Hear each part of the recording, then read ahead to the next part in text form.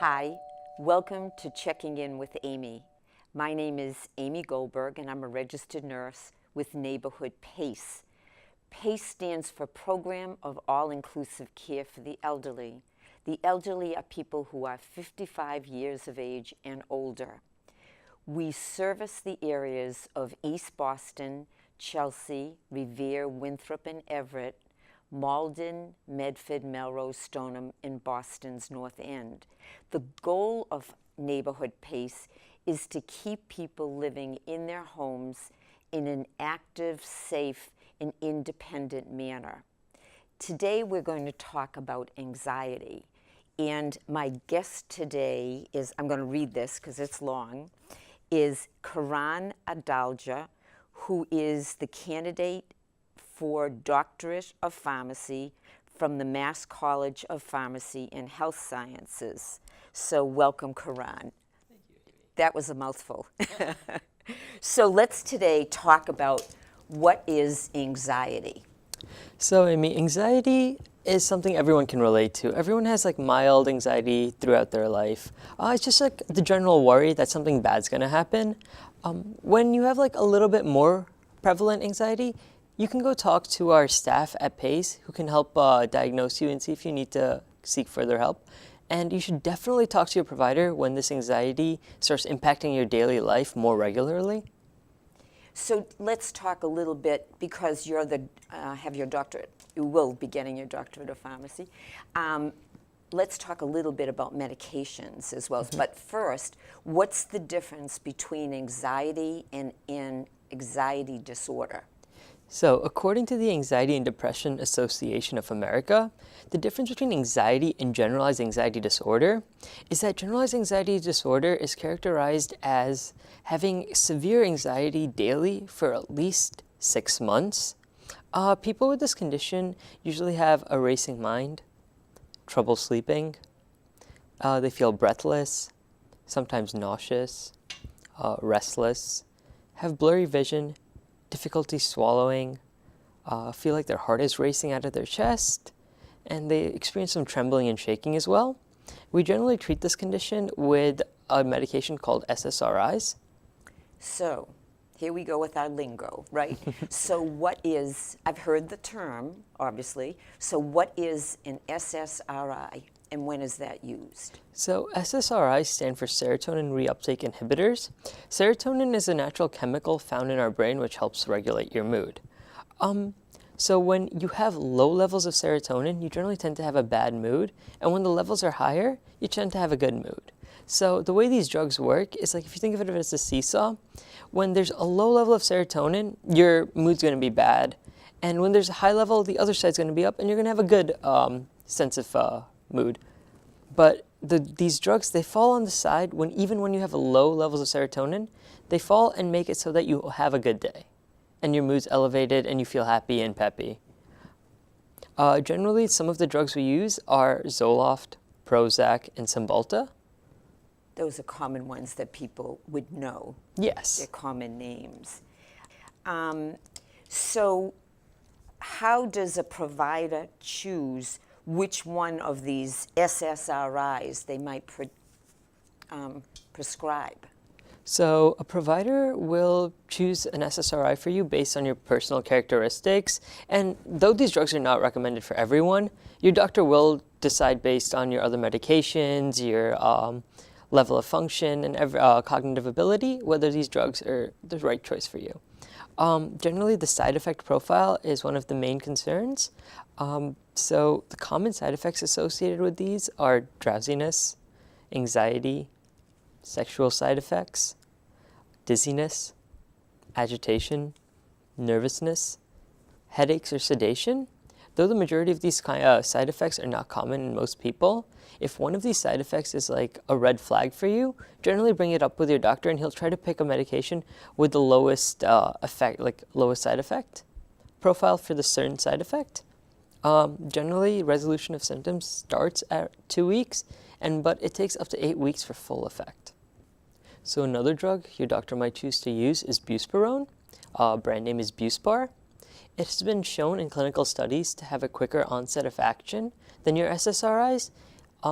it generally has more effectiveness at weeks 2 and 4 than an SSRI does, but at week 8, it has the same effectiveness as your SSRI. So it still takes the full 8 weeks to get full effect, but just another drug you could consider talking to your doctor about, as your SSRIs and your benzodiazepines are on a list called the Beers list, which are generally drugs you try to avoid in our elderly population, since it has they cause an increased fall risk and more side effects generally. So you have to be careful when you take these medications. Yes. Very careful. Yes. I know, yeah. And I think people need to be aware of that before they start asking for meds or getting on them. They People need to be keep their doctor informed as to how they're managing on these medications.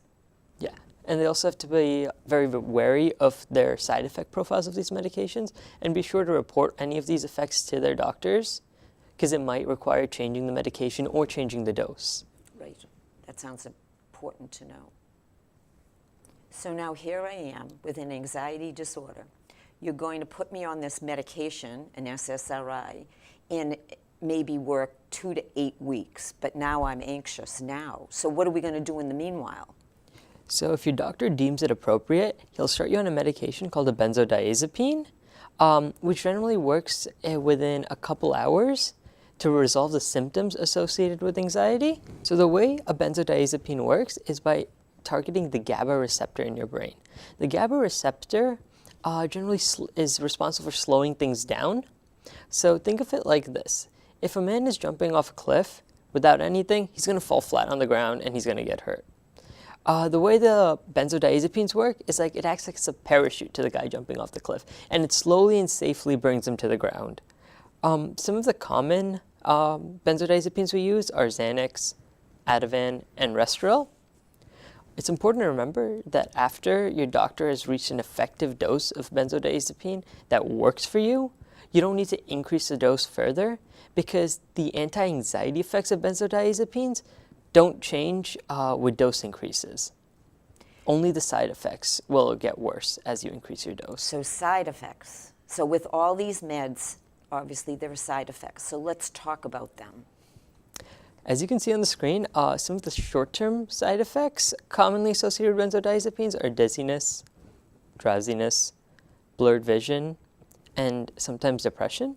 That's why they're used only short-term and not long-term, because the long-term side effects are a lot more severe, and these include sleep issues, addiction, cognitive impairment, mental disorders.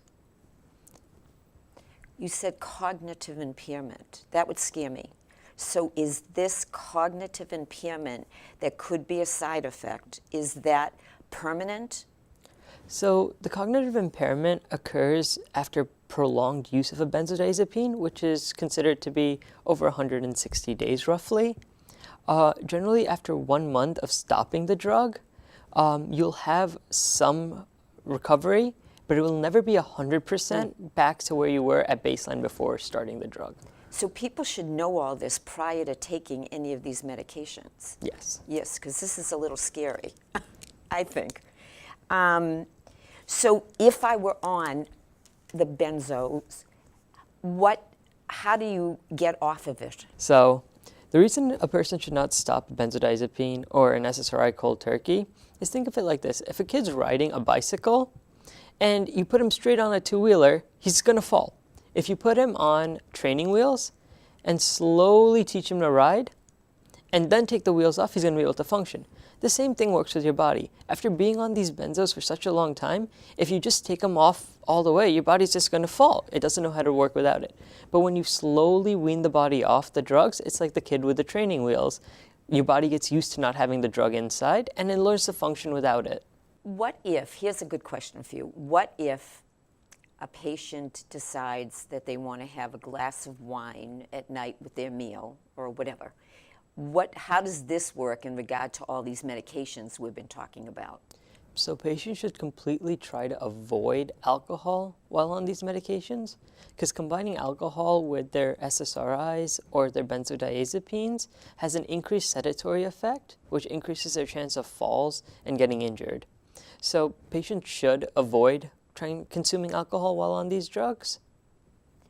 and they should let their doctor know if they're having any alcohol. If they're having alcohol or if they have like alcohol abuse issues, they should really make their doctor aware because this can cause very serious side effects and serious injury to the patients. And they should generally not be on these medications if that's the case. I know the medication is used for certain people, not for everyone, that's for sure. So any other recommendations that you might have for people with anxiety? There are a lot of non-pharmacological things people with anxiety can do, and they all deal with lowering your stress levels. You can meditate, do yoga, exercise, counseling services that are offered by PACE, even try acupuncture. And remember, most of these services, if not all, are offered by PACE. And if you ever have any questions, you can always go talk to your local pharmacist or provider.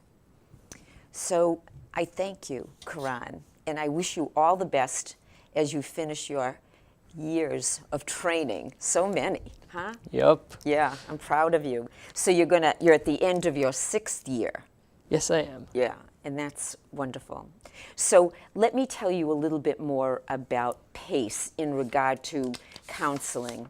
We have, as part of our PACE program, 9 social workers. We have 2 psychiatric clinical nurse specialists, and they are supervised by a psychiatrist from the East Boston Neighborhood Health Center. Psychiatry is part of Neighborhood PACE, and this can be provided by the PACE program, the East Boston Neighborhood Health Center provider, North Suffolk Mental Health, Boston Medical Center, and even a Mass General provider. So along with counseling and getting groups that meet and acupuncture that Karan mentioned, we have all kinds of various treatments that are very inclusive to help you through these difficult times. If you or anyone that you know might need further help or more information about Neighborhood PACE, please feel free to call us at 617-568-6377. And until we meet again, stay well. Thank you.